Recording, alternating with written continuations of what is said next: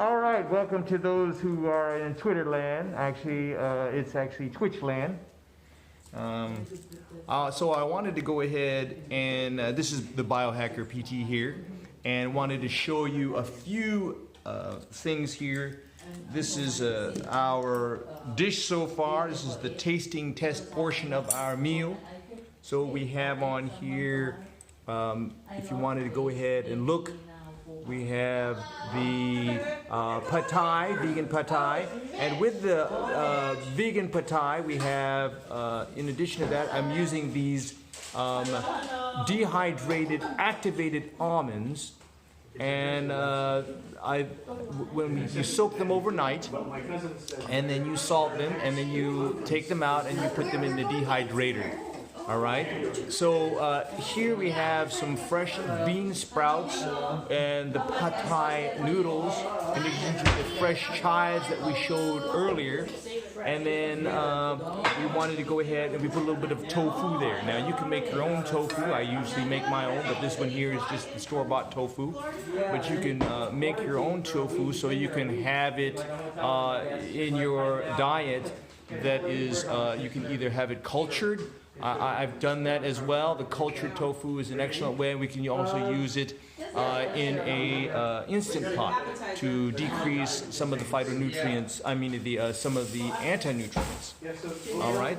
So, and instead of using peanuts, some people have allergies to that. It causes inflammation and eczema, which is a source of inflammation. That could be a problem. Now, in addition to that is a vegan roast with pine nuts right here. And I have to have, maybe I'll have the recipe later on online for that, and a little bit of cranberry. You can make your own fresh cranberry, that would be the best. Now, here, what's missing here is any kind of grain if you wanted to have some grain. Now, I usually have some millet. Or some fermented sorghum. These are some excellent ones that are instead of the rice so far, that is really good as a resistant starch and as part of your diet if you want to be carb conscious and also conscious about having something that would spike your blood sugar. So that's what's missing here with the Khao Man Gai. Now the Khao Man Gai, this is the vegan chicken, all right? Now this one is just a common one that you can get at the Chinese or Oriental restaurant, grocery. And but if you make your own, that is also an excellent one. I can make some of these patties. I'll show you next time that we can use in a sandwich, and it actually has a little bit of a beet color, so it's not necessarily chicken. It's more like simulated more of a beef look, or you know, something that is beefy. All right. Now, on the screen is a little bit of information that we'll review now.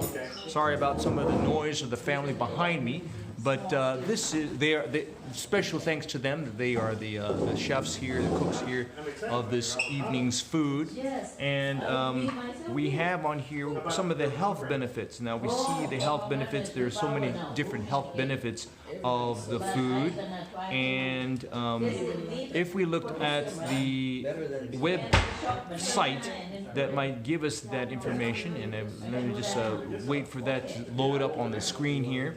What are some of the health benefits of this kind of food, and especially when it comes to your diet? So we can look at just a common website called healthline.com.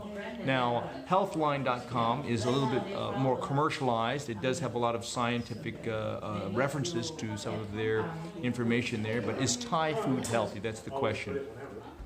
And thanks to Lizzie Straight, MS, RDN, and LD, and this is on their screen. So some of the things that we look at are the colorful vegetables, seafoods and meat served with rice and noodles, seasoned with herbs and spices like galanga and turmeric, Thai basil, and lemongrass. Now, in addition to the Khao Man Gai sauce that is added to this on top here, you also add the soup, a very special soup. So where's the soup at? Where's the soup? We have a soup here? So, now we might have the chef over here to give us an explanation of the soup and what that is. So this is the soup that we have right here. It's right behind me. And I don't want to risk it falling down, but we'll be having it in addition to that. You can have it in a little side bowl, and you can kind of scoop that over your grain of choice if you're not grain-free, or if you wanted to use the sorghum or the millet. You can use that on that as well. So here is the chef. So here is the soup. Can I have the soup?